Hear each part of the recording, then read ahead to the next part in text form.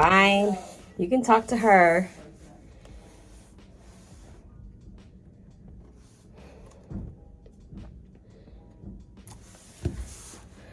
I'm exhausted. Come up them stairs.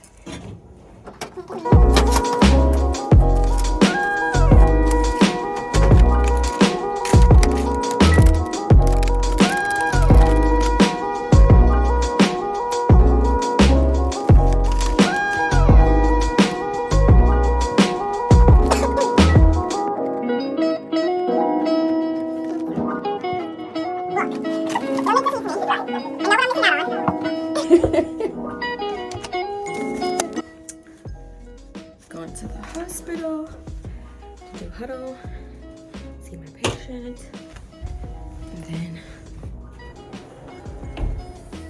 come back and chart everything.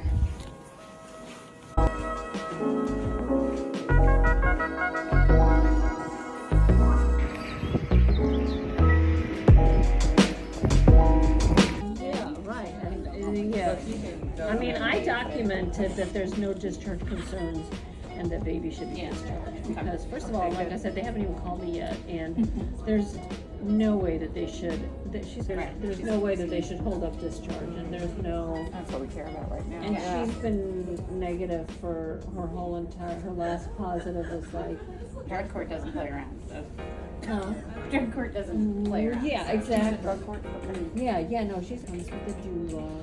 She's just, she's done everything she's supposed to. So that's my story. So I'm gonna go say hi to her. What she got? I know. You have a whole different story here. She may have a different story. We're in a different elevator, guys.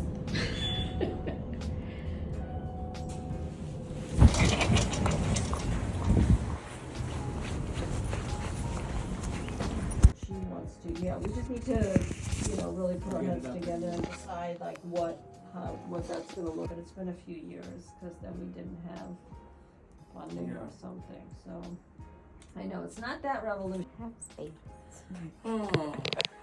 But yeah, like. Stuff in that utility closet or that storage room, no, where we have. It's full. It's full. Over here, it's full of diapers. No, the one Oh, there. the one over there, down the hall? Next to the water dispenser. Oh, yeah, I think it's full. I mean, I don't know if there's any spaces there. Reorganize and see if we can make more space or something. Right. How much would be bad?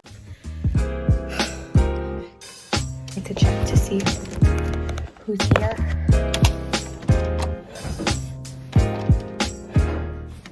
Okay. So I have to respond to some emails. I have to see a patient. That's over medication form. I need to document that. I need to document me visiting the patient in the hospital. It's 10:15 and I've done a lot, but I haven't documented anything, which means that there's no evidence of me doing any of the things that I've done. So let's get on that. Hi, this is Ajane from. I have a patient who needs some buprenorphine, so I was wondering how much it would cost with our funding. I'm sorry, you were wondering the cost and what? I didn't catch. For the weighing. Okay, let me see. Which is it? What's the drug? Is it just? Let me see. It's the buprenorphine, naloxone, Suboxone 8.2 milligram strips. The strips? Yeah. And it looks like she's getting 6. Buprenorphine, naloxone, 8-2, sublingual film. And you said 8, number 8 strips? It's 6 strips. 6, sorry. I'm sorry. You're fine. Okay, buprenorphine, naloxone, 8-2 milligrams, sublingual film. It'll just be the generic since it's cheaper. It looks like it would be $8.54. Okay, I will send that down. Thank you. Send a form and a script? Yes. Okay, cool. Okay, thank you. Thanks. Bye. Just to clarify, guys, we have a pharmacy that we have grant funding through, so we can help patients pay for medication. So we get a discounted price because of that grant funding. And it's also associated with my hospital and my clinic. So that's why I can just easily call them. They're literally downstairs, and I can get cheaper prices, and they just have access to our patients' records because they're also associated with the hospital and the grant funding. And I don't send down scripts. The doctors or the nurse practitioners are the only ones able to send down scripts, but it was already sent down, so that's why I just said yes.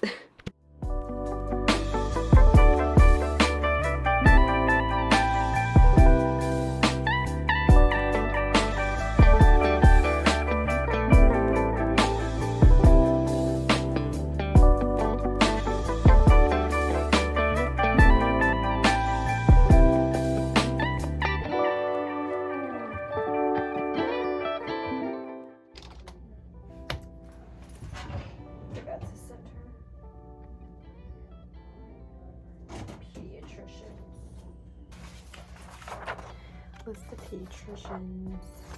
Let's send it to her.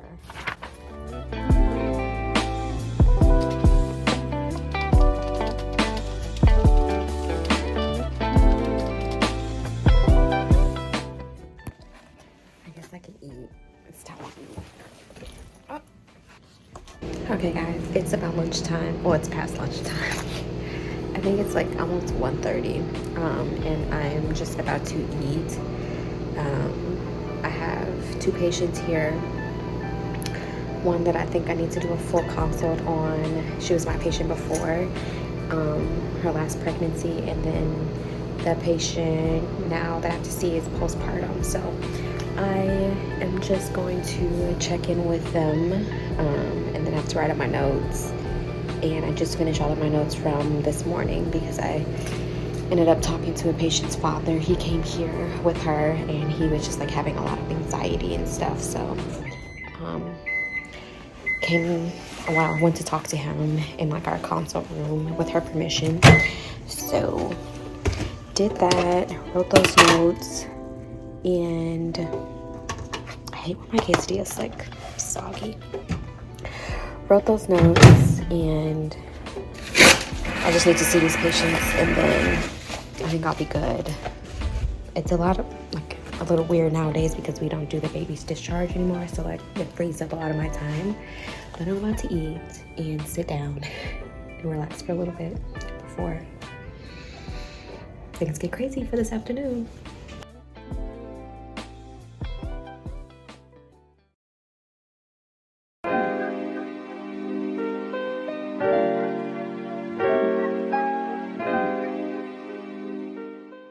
Okay, let's talk about it. Let's talk about today. So I went to huddle this morning, as you guys saw. I participated in that, and then after that I went to go see my patient and have a conversation with her just to assess how she was doing, figure out if she had any needs that I can assist her with, if I needed to update the staff again about any changes or anything that she wanted me to share or that she shared with me that I thought would be pertinent for them to know. And then after that I went back to the clinic, and I had a few patients on the schedule today to be seen. Most of them ended up coming late, and then one patient that I planned on seeing, she came, but I was in another room with another patient, so I didn't get to see her. So I'll just have to see her next time. But today was like a pretty decent day at the clinic. Like, I feel like lately our afternoons have been really busy. So it's kind of like a bittersweet thing because sometimes the mornings are a lot slower because like who wants morning appointments, you know? But like the afternoon around lunchtime, it starts to like pick up. So I met with that one patient, and I had to like be really stern and direct with her because she's been like really lagging her feet with getting to treatment. And it's like, it's okay for you to decline treatment. It's okay for you to say that it's not something that you want to do, but you also have to be realistic with, if you want the best chance and the least amount of obstacles of taking your baby or maintaining your custody, you have to put in some type of work to show the state that you're wanting to get sober, you're wanting to get in sobriety, you wanting to maintain it, you're wanting to put in resources and, you know, people in your life that are willing to support you during this difficult time. And I talked to her about possibly, you know, looking into her relationship and reevaluating some things and maybe creating some healthy distance so that she can get herself to where she needs to be and he can get himself to where he needs to be. And sometimes that needs to be done separately. Sometimes spouses can't do that together. And she was like very tearful and very kind of upset about it, but I was fine being the bad guy because I'd rather her, you know, come to this reality and understand this now before she loses all of this time and doesn't have time to make changes or, you know, an impact. So I'm really wanting to just help her to get where she wants to be, and trying to give her, you know, the space to do that. But like, also, I can't be putting in more work than you. We can't, as a clinic, put in more work for you. So like, the fact that I've made her several appointments with treatment and she hasn't gone, it's frustrating for me, because it's like, oh, like, I still haven't engaged because they haven't called me back. Well, I've told them to call you, and I know that they called you. You just don't pick up. You don't follow back up. And then I scheduled an intake appointment, and she basically did the intake over the phone. So all she really had to do was show up for the initial assessment and like to meet with her doctor and stuff. But she didn't go. I mean, not doctor, the counselor. So, and then what else was there? I met with another patient, and she is postpartum, and she's thriving, baby. Okay, when I tell you that she is like super excited to not be pregnant anymore, she is, you know, very in a better mood. She's high and lifted up. Okay, so she's doing great. Like, you seem lighter. She's like, yeah, because I ain't got no baby attached to me. So got to see her, and then I like obviously was talking a lot with my staff about the patient who I've been like trying to help her get engaged in treatment and like get her additional support, and she just hasn't like made the initial steps to go ahead and do that. And I talked with the peer support specialist to try to maybe connect with her and see if she can, you know, maybe bond with her, because that's something that they would have in common, and like the peer support specialist is there to be peer support and help. So we talked about that, and then my coworker came, and we ended up talking about a patient that I ended up transferring to her for the postpartum clinic and how she's been struggling. So we've been working through that and like trying to advocate for her as far as like getting her some SSRIs, and just trying to make sure that her needs are being met as far as like her mental health and stuff is being addressed, as well as, you know, her substance use disorder. So yeah, it was just a lot of talking, and obviously I can't record those conversations with other people and stuff like that. So yeah, that was my day. So I just wanted to give you guys a little update. I know this is not a typical vlog, but yeah, I just wanted to say I'm done. Tomorrow I won't vlog, but tomorrow's like my last day. I don't really have a lot of patients on schedule, so I'm excited to have some quietness. I don't have to necessarily attend huddle tomorrow either, so I'm gonna go in later. But I hope that you guys are doing well. Thank you guys so much for watching the videos, and yeah, I'll see you on the next one. Bye.